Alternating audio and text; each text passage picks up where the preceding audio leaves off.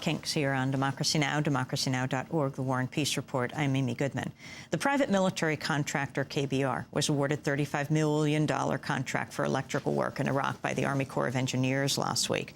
The former Halliburton subsidiary got the Pentagon contract even though it's under criminal investigation for the deaths of at least 2 American soldiers in Iraq caused by improperly installed or maintained electrical equipment. Separately, the U.S. government charged KBR on Friday with criminal bribery charges for promising and paying tens of millions of dollars to Nigerian officials in exchange for 4 lucrative contracts between 1995 and 2004. Last month, Halliburton said it would pay $559 million to end the investigation if the government approved a settlement. Another lawsuit filed last week accused Halliburton and KBR of the wrongful death of a truck driver they'd employed. He was killed 2 years ago by U.S. soldiers who allegedly mistook him for an insurgent at a checkpoint near Baghdad. The lawsuit accuses Halliburton and KBR of negligence. As the allegations against Halliburton and its former subsidiary, KBR, Kellogg Brown Root, continue to grow, we turn to the award-winning investigative journalist Pratap Chatterjee, who's traced their record in Iraq for years. His latest book releases today. It's called Halliburtons Army: How a Well-Connected Texas Oil Company Revolutionized the Way America Makes War. Pratap Chatterjee joins us now in our Firehouse studio. Welcome to Democracy Now! Thank you for having me on, Amy. It's good to have you with us. As the U.S. government says that the troops will draw down over the next year, year and a half in Iraq, what's happening with Halliburton and, as you call it, Halliburton's Army? Well, the U.S. military is completely dependent on Halliburton, despite all the news that you read of, soldiers, being electrocuted, drivers being shot.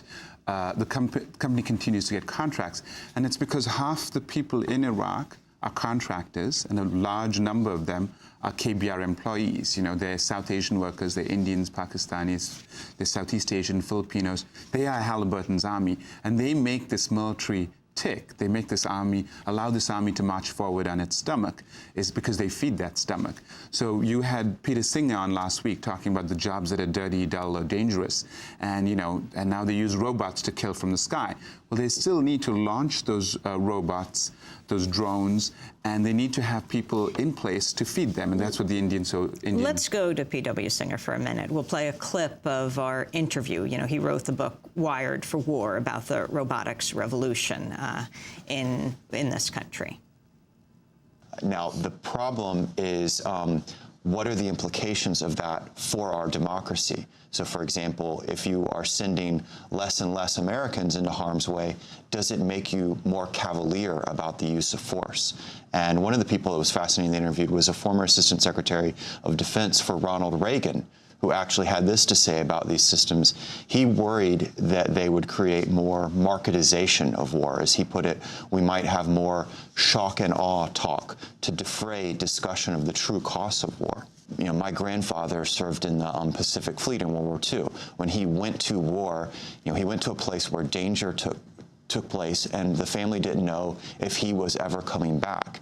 And that's very different than the experience of, for example, a Predator drone pilot that I met with for it, who described that basically his experience of fighting in the Iraq War was getting in his Toyota Corolla, driving to work. He's doing this in Nevada, driving into work for 12 hours. He puts missiles on targets, then gets back in the Toyota, commutes back home, and within 20 minutes, he's talking to his son at the dinner table. That's P.W. Singer, Wired for War. Pratap Chatterjee? Well, my great-uncle actually served in Iraq under the British, and his job was to accompany the British troops.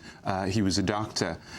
Today, Indians are still serving in the war, and there's a French film that came out last year called Days of Glory, where they showed that half of Charles de Gaulle's army was actually North African soldiers. So war has always used, people from other countries to support and do the dirty, dull, and dangerous work.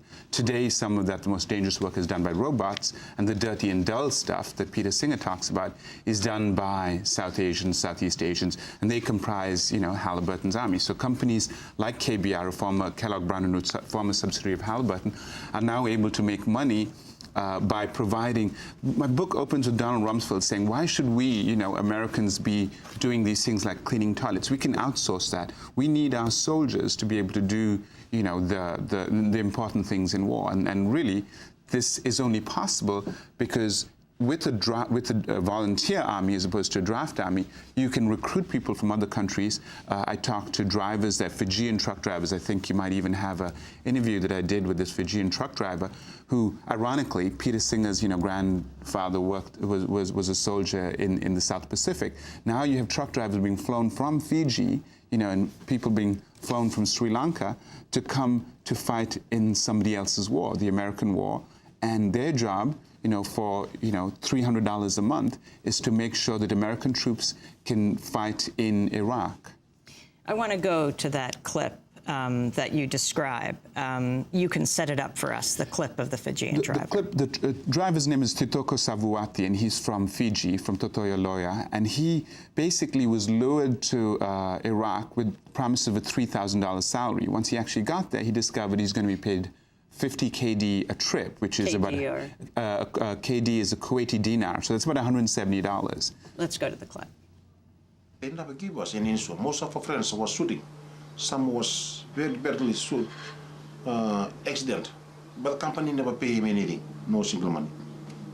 Like myself, I was fall down. My truck was tumble, fall down. Yeah. So now see my leg, I'm not going good now. I complain, but the company never give me any money. Most of our trip to Iraq, we only pay by 50 KDs allowance for trip. That's all. Yeah. From 175 and one trip, they pay us 50 KD only for across the border. There and back. Yeah, go come back. Yeah. Are you think that 50 KD is fit for the drivers to go to Iraq, come back? I was asking if anything happened to my life. I'm shooting from the right people. Maybe I die. Is that 50 KD can send to my